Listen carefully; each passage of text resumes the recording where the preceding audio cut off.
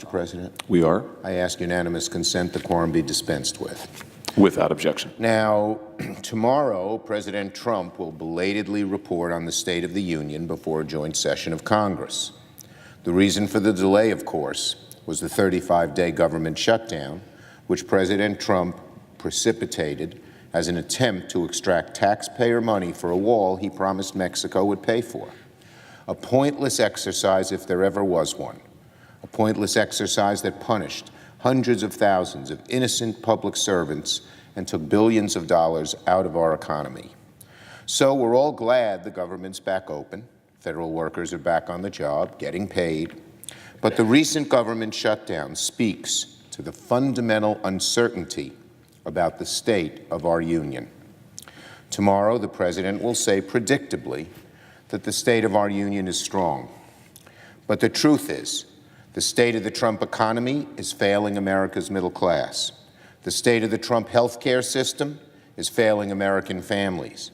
And the state of the Trump administration is embroiled in chaos and incompetence. The state of the President's foreign policy is incoherent, inconsistent, cynical in the extreme, and has undermined American power and our national interest. So, in sum, the state of our union is in need of drastic repair. Let's begin with the state of the Trump economy. Corporate America has cashed in on the Trump tax bill, but working America has been left behind.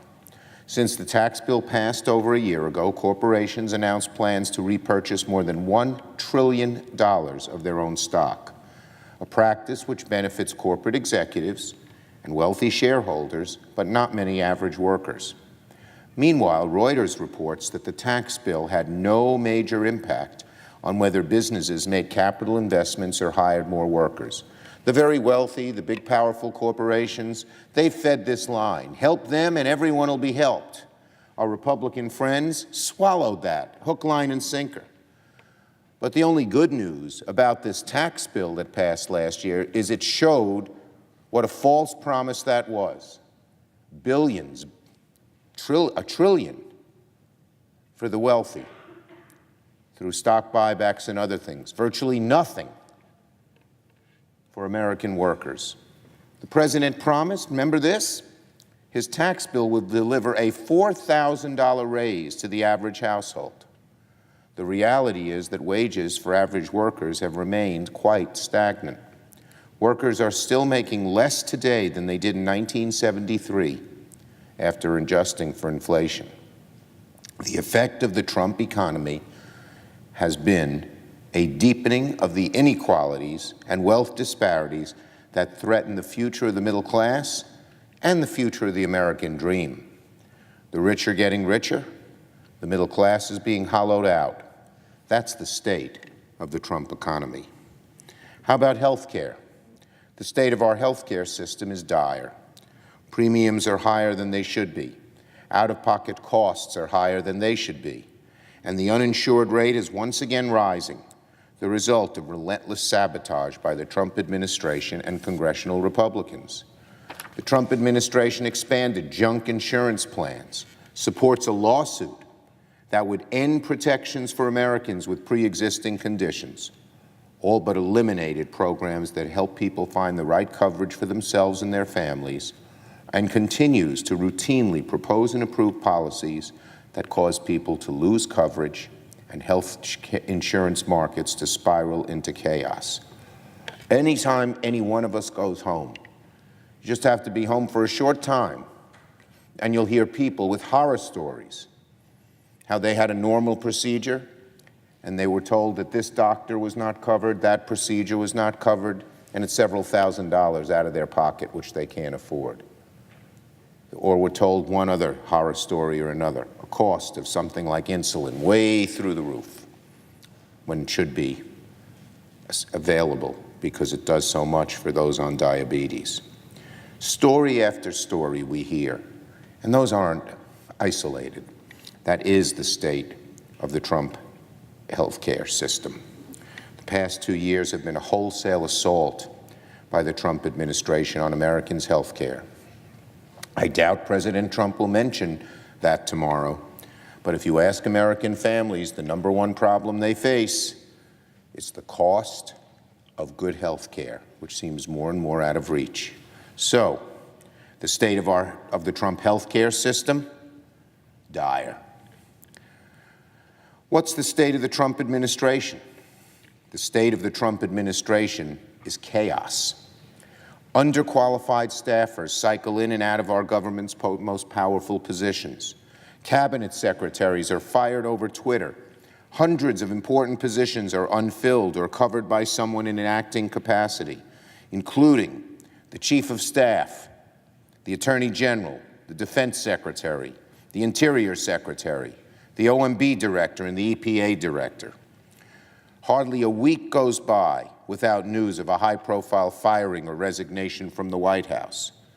President Trump publicly belittles the people working for him. That's no way to incent people to work hard. An NPR study found that the Trump administration has had the most cabinet turnover of any administration in more than a century. 3 cabinet secretaries have been fired or resigned in scandal: Price, Zinke, and Pruitt.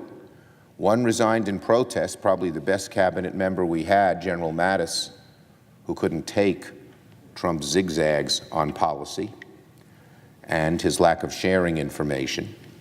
Another had his nomination pulled before it could be considered, Putzer, which is not altogether rare for this president. Since the start of the administration, more than 40 of President Trump's nominees have been withdrawn. They don't know how to vet. The president makes these off-the-cuff decisions based on how someone looks, and we all pay the price. Oh yeah, the state of the Trump administration and how he runs the government, chaos. The continuity and effectiveness of American government has been deeply compromised by the turmoil and turnover at the White House. Now, finally, the state of the Trump foreign policy, woefully backward. From Brussels to Beijing, President Trump has alienated our allies and emboldened our adversaries. Russia, China, North Korea, 3 of the worst and least democratic countries on earth, to America, they are treated with kid gloves, while our allies, like those in NATO, get harsh words from this president. It's inside out. It's topsy-turvy. It's what his instincts and gut show, and they're totally wrong and without fact, without knowledge, without understanding history. And too often, the president has regrettably failed to champion free speech, freedom of the press, humanitarian rights, democratic values. Dictators and strongmen are ascendant in the president's circle, while allies are pushed to the fringe. Yes, the state of Trump foreign policy is woefully backward. Now, concerning the speech tomorrow night, the president won't talk like this, of course. What I expect the president to do is ignore reality and spin his own fiction. A looming question is just how many falsehoods, distortions, and made-up facts will appear in the president's speech. How many times will he say something's fake news because it's true, and he doesn't like to hear the truth? But Democrats, we're not focused on the president's rhetoric, his usual boasts or bluster or blame, so characteristic of this administration. We're going to continue fighting for American workers in this unequal economy, fighting for American families struggling to afford quality health care, fighting to bring accountability and stability to this government so in chaos, and fighting for rational foreign policy that promotes both our interests and our values. It is sad, the State of the Union. And let me just say, the number one reason the State of the Union has such woes is the president. I hope he changes in the next 2 years. Now, one other issue. I mentioned earlier that one of the major consequences of the Trump tax bill was the explosion of stock buybacks. In 2018 alone, just 2018, U.S. companies announced plans to repurchase more than $1 trillion of their own stock, a staggering figure and the highest amount ever recorded in a single year. When companies buy back their own stock, it boosts the earnings of wealthy shareholders and executives, but does little for average workers. The vast majority of Americans don't own stocks. In fact, the top 10% of America owns 85% of stocks, total. And when corporations direct so much of their resources to buy back shares, they restrain their capacity to reinvest profits in R&D, equipment, higher wages, medical leave, pensions, worker retraining, and more. I'd like to see a study of how many companies bought back their stocks while leaving pensions underfunded, telling the workers they promised they'd have a good life in retirement and instead enriching themselves, the corporate executives, and their top shareholders. But that's what's happening. Think about this.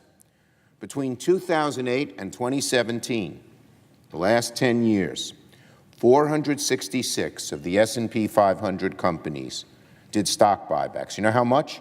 $4 trillion.